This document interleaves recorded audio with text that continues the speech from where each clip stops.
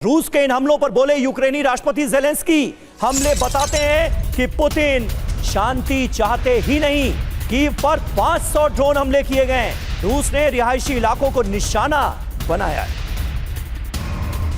तो ये president Zelensky का पहला बयान।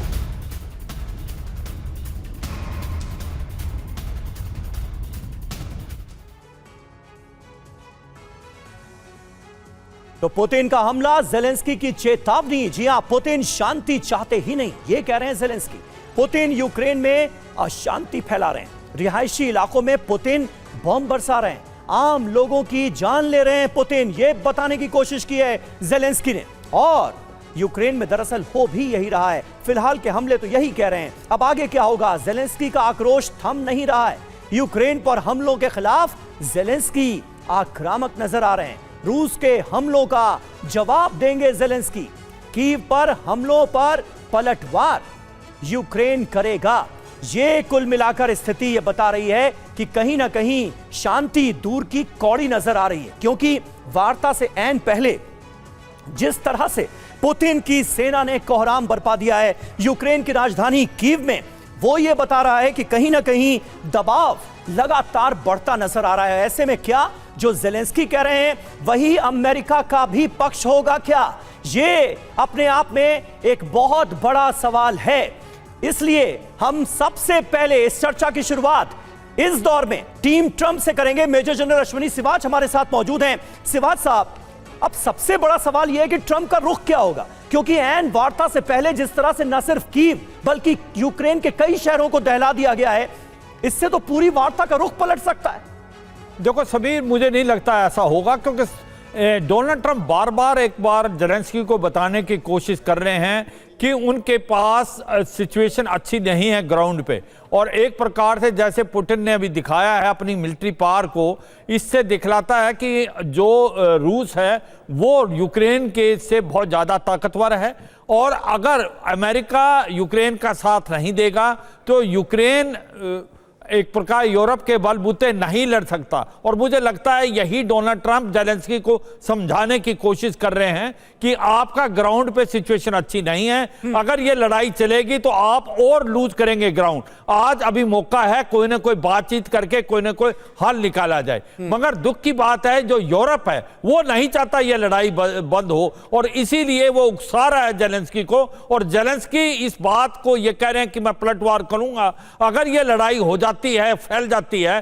क्या यूक्रेन यूरोप के बलबूते से लड़ पाएगा अगर अमेरिका साथ नहीं देगा? ये तो सवाल है। यूरोप ज़ेलेंस्की को उकसा रहा है, लेकिन टीम पुतिन से ब्रिगेडियर शरदेंदु हमें ये तो बताइए कि आखिर पुतिन को कौन उकसा रहा है कि इस तरह के हमलों को बड़े पैमाने पर अंजाम दिया जाए, वो भी वार्ता के ऐन पहले, यहां तक कि रिहायशी इलाकों को भी ना छोड़ा जाए?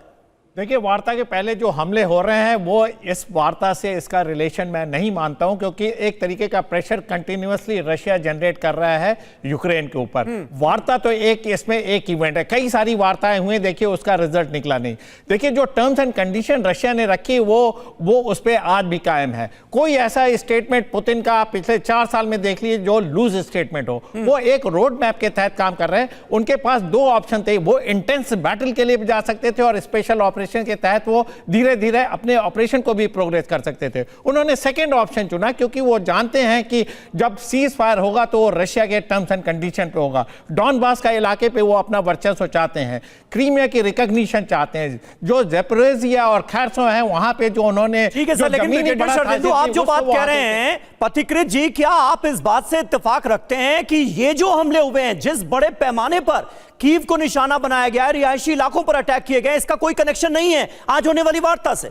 समीर जी, मुझे लगता है कि पुतिन को भी पता है कि जब तक फाइनल सीजफायर ना हो, जब तक फाइनल एग्रीमेंट ना हो, तब तक जंग है, इसी को मान के चलना चाहिए। क्योंकि ये जो 100 बिलियन से ज्यादा जो पैसा यूरोप ने दिया है यूक्रेन को, ये जंग जारी रखने के लिए ही दिया है। दूसरी चीज है, इस पूरे जंग में सबसे ज्यादा नुकसान होगा यूरोप का अगर ये जंग बंद हो जाए, क्योंकि इन लोगों ने जो पैसा लगाया था इस जंग में, जिस तरह उधारी दी थी यूक्रेन को, ये सोच के दिया था कि कल यूक्रेन रशिया को हरा देगा और रशिया को फिर मिल बांट के सब अपना रिसोर्स ले लेंगे। ये हुआ नहीं। इससे इसी वजह से पुतिन को भी पता है, चाहे जितना भी ट्रंप चाहे, ये जो वेस्टर्न यूरोप ब्रसेल्स के जो पूरा कार्टेल है वो किसी ना किसी तरह से जंग जारी रखेगा। ज़ेलेंस्की जो है इनका प्यादा है, इसी वजह से ये अटैक जो है जारी है, क्योंकि उसको पता है कल यूक्रेन फिर से पलटवार करेगा। मैं तो ये देख रहा हूं कि ज़ेलेंस्की की टीम बचाव में आती है या नहीं आती है। ज़ेलेंस्की सिर्फ मोहरा है, ज़ेलेंस्की सिर्फ प्यादा है, ये कहा जा रहा है। प्रोफेसर संजय भारद्वाज, ज़ेलेंस्की के हौसले वो कौन सी बातें हैं जो बुलंद करती हुई नजर आ रही हैं?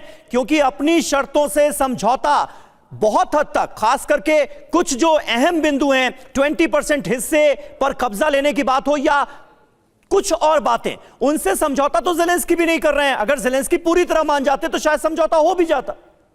देखिए, ज़ेलेंस्की पे दोहरा दबाव है जो मैं बात कह रहा हूँ। पहला निश्चित रूप से जो ट्रंप टेबल पे बिठा के उन पे दबाव डाल रहा है, लेकिन जो दूसरा दबाव बड़ा है वो डोमेस्टिक प्रेशर है। जो जिस तरीके की तबाही पुतिन ने मचा रखी है पूरा, और कीव को भी फतेह करने पर लगे हुए हैं, तो एक बहुत बड़ा दबाव है जनता का। और जो कैजुअलिटीज़ हो रही है, जो एक जिस तरीके से अटैक हो रहे हैं, वो एक चिंता का विषय है। लेकिन जो ऑक्सीजन जो दे रहा है वो बेसिकली ये बात सही कह रहे थे कि एक मोहरा बना रखा है यूरोप ने और जो यूरोपियन कंट्रीज हैं कि हमारी लड़ाई आप पुतिन जब तक जिंदा हैं लड़ते रहिए, हम आपको कुछ कुछ देते रहेंगे, 100 बिलियन दे देंगे, कितना दे देंगे, कितना सपोर्ट करेंगे। लेकिन एक बात मैं बता रहा हूँ कि समय ये आ गया है कि अगर ये नहीं एग्री करते हैं ज़ेलेंस्की तो बिल्कुल ब्लैकआउट कर देगा पुतिन। क्योंकि पुतिन जिस तरीके से पूरा, अभी ये टाइम है, ये दिसंबर जनवरी का टाइम है, पूरा अगर उनका सप्लाई, एनर्जी का सप्लाई ख़त्म हो गया तो तबाही मच जाएगी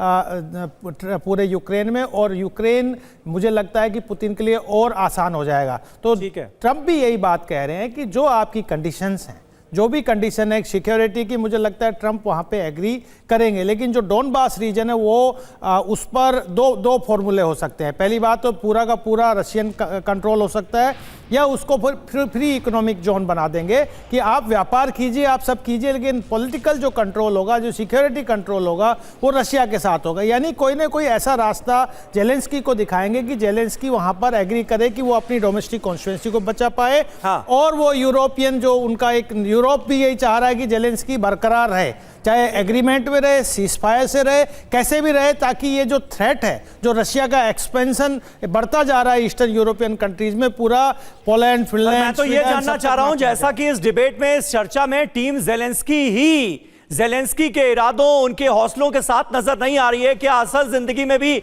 ऐसा ही हो रहा है? क्या ज़ेलेंस्की जो कह रहे हैं उसको मानने के लिए उनके बहुत सारे अपने लोग भी तैयार नहीं है? क्या ऐसा हो रहा है? क्या इस पर भी बात करेंगे। ट्रंप ज़ेलेंस्की मुलाकात से पहले एक्शन में है पुतिन, फ्रंट लाइन की कमांड पोस्ट पर पहुंचे हैं पुतिन।